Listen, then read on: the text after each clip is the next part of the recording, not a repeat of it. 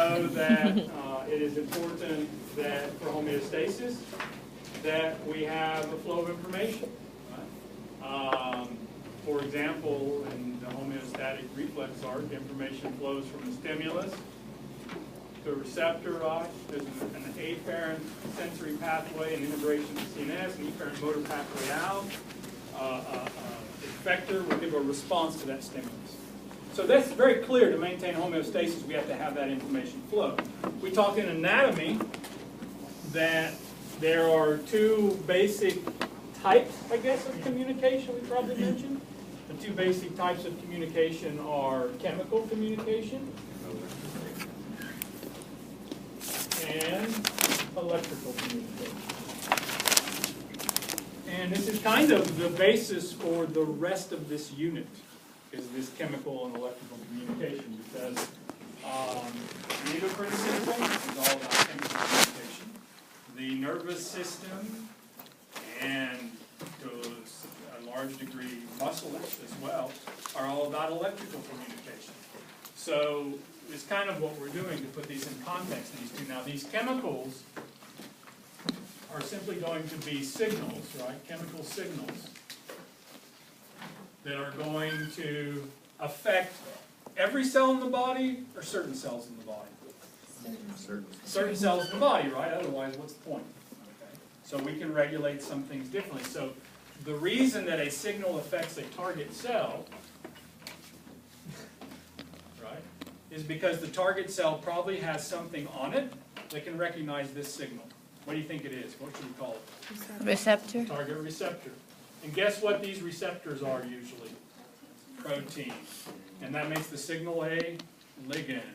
So guess what we have? A protein, ligand, interaction.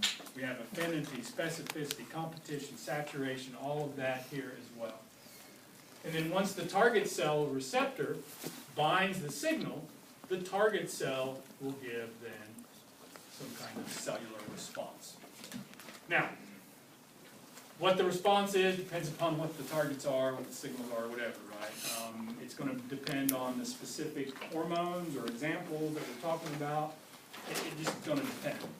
What we're going to do in this chapter is talk a little bit about some general mechanisms by which cells communicate with each other. Electrical signals, here, these are by what we call potentials. Potentials is a measure of electrical strength, right? The units of potential get measured in volts, right, in the physics world, right?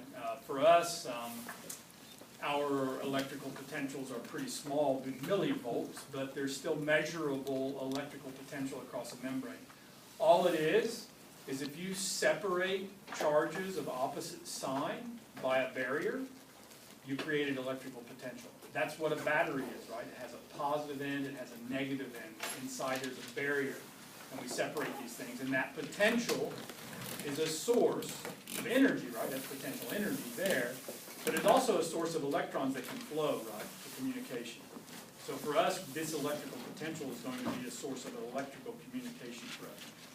We'll see that the most common kind of electrical potential that we're going to use for doing something is something called an action potential.